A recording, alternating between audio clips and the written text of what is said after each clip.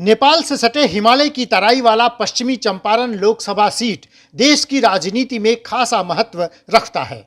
हिमालय के तराई में बसे इस इलाके को प्रकृति ने खास तौर पर सजाया संवारा है। पश्चिमी चंपारण राजा जनक के समय से ही अस्तित्व में है। उस समय यह तिरहुत प्रदेश का अंग था, जो बाद में 6ठी सदी ईसा पूर्व में वैशाली साम्राज्य का हिस्सा बन गया। मान्यता है कि इसी धरती पर वाल्मीकि आश्रम में माता सीता रुकी थीं और उनके दोनों बेटे लव और कुश का यहाँ लालन पालन हुआ था। यहीं पर रामायण महाकाव्य की रचना भी हुई थी। उत्तर प्रदेश और नेपाल की सीमा से लगा यह क्षेत्र भारत के स्वाधीनता संग्राम के दौरान काफी सक्रिय रहा। महात्मा गांधी ने यहीं से अंग्रेजों के खिलाफ सत्याग्रह आंदोलन की शुरुआत की थी। जैसा कि नाम से पता चलता है कि चंपारण चंपा और अरण्य दो शब्दों को जोड़कर बना है। ऐसी जगह जहां चंपा के पेड़ों से भरे जंगल हों, यहाँ गंडक में आकर कई छोटी नदियां समाहित हो जाती हैं। यह क्षेत्र गन्ने की खेती के लिए सबसे बेहतर माना जाता है। यहाँ के लोगों की आम भाषा भोजपुरी है। विख्यात फिल्म निर्माता निर्देशक प्रकाश झा और फिल्म अभिनेता मनोज बाजपेयी इसी इलाके के रहने वाले हैं। पश्चिम चंपारण तो सत्याग्रह की भूमि है ही। राजनीति के धुरंधर खिलाड़ी बिहार के पूर्व मुख्यमंत्री, देश के पूर्व रेल मंत्री केदार पांडे भी इसी धरती के लाल थे। पश्चिमी चंपारण लोकसभा सीट के इतिहास को देखें तो वर्ष 2008 में परिसीमन के बाद यह लोकसभा क्षेत्र अस्तित्व में आया और 2009 में इस सीट पर पहली बार आम चुनाव हुए। इसके पहले चंपारण में 3 लोकसभा सीट थे। 2008 में हुए परिसीमन के बाद चंपारण के तीनों लोकसभा क्षेत्रों का नाम बदल गया। मोतिहारी के स्थान पर अब पूर्वी चंपारण, बेतिया के स्थान पर पश्चिमी चंपारण और बगहा के बदले वाल्मीकि नगर लोकसभा क्षेत्र बन गए हैं। तो पहले जो बेतिया था वही आजकल पश्चिम चंपारण है। 1977 से पहले तक यह कांग्रेस का गढ़ था। 1977 में जनता पार्टी की लहर में फजलुर रहमान ने कांग्रेस के किले को भेद दिया। उसके बाद यहाँ 5 बार भाजपा, 2 बार जनता दल, एक बार सीपीआई और राष्ट्रीय जनता दल का कब्जा रहा। लेकिन बीच में 1980 में बिहार के पूर्व मुख्यमंत्री केदार पांडे ने यहाँ से जीत दर्ज की थी। 1984 में केदार पांडे के निधन के बाद हुए उपचुनाव में सीपीआई के पीताम्बर सिंह ने जीत दर्ज की। उन्होंने केदार पांडे के पुत्र मनोज पांडे को हराया था। 1 साल बाद हुए चुनाव में मनोज पांडे ने हार का बदला ले लिया और पीताम्बर सिंह को शिकस्त दे दी। 1989 में जनता दल के धर्मेश प्रसाद वर्मा ने मनोज पांडे और 1991 में इसी पार्टी के फयाजुल आजम ने भाजपा के डॉक्टर मदन जायसवाल को हराया था। फिलहाल पिछले 3 बार से भाजपा के सांसद डॉक्टर संजय जायसवाल का इस सीट पर कब्जा है। बताते चले कि संजय जायसवाल के पिता डॉक्टर मदन जायसवाल भी इस सीट से लगातार 3 बार सांसद रह चुके हैं।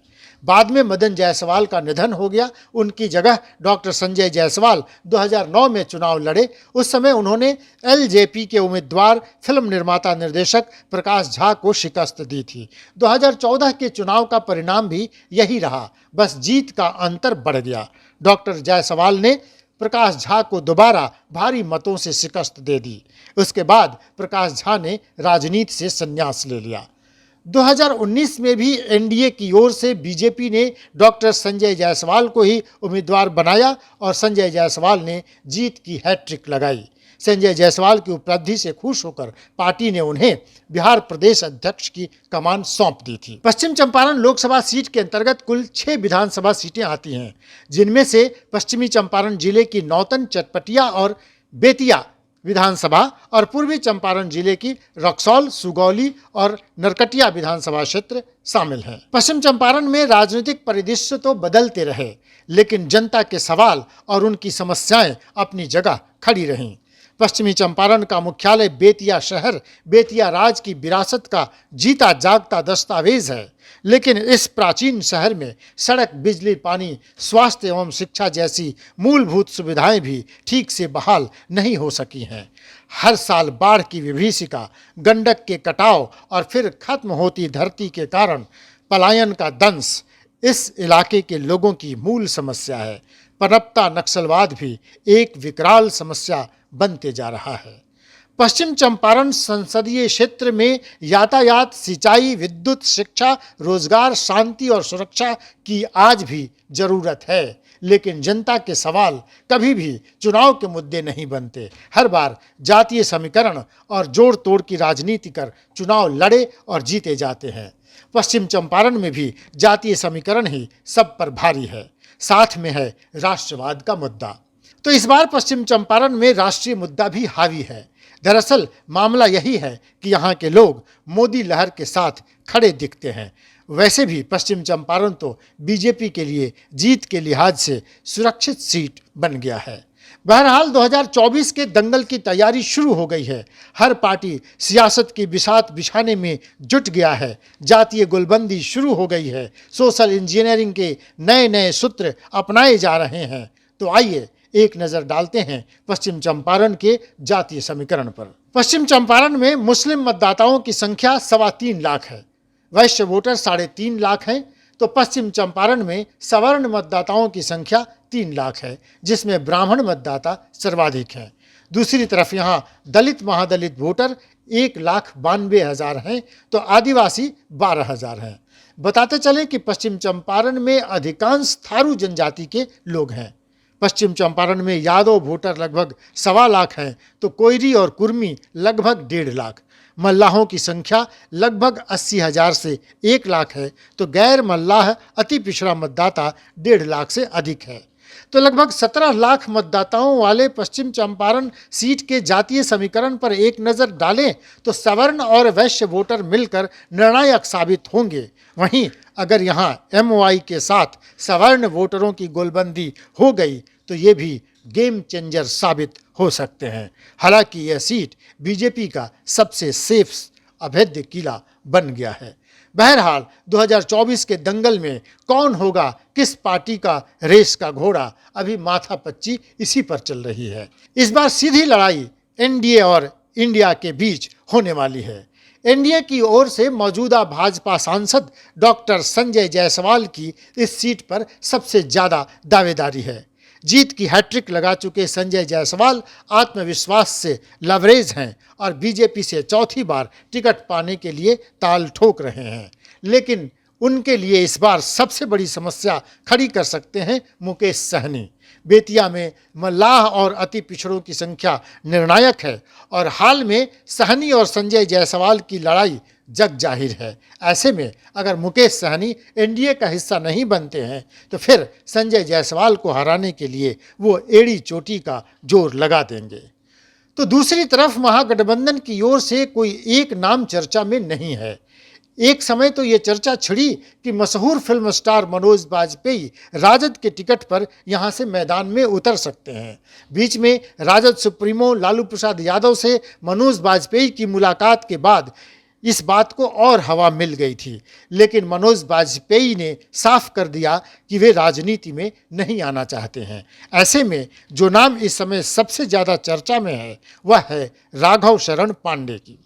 राघव शरण पांडे बगहा से बीजेपी विधायक रह चुके हैं। 2020 में बीजेपी ने इनका टिकट काट दिया, इसलिए वो नाराज हैं। ब्राह्मण मतदाताओं में उनकी अच्छी पकड़ है। 1972 बैच के आईएएस अधिकारी रह चुके हैं। कुशल नेतृत्वकर्ता की छवि है।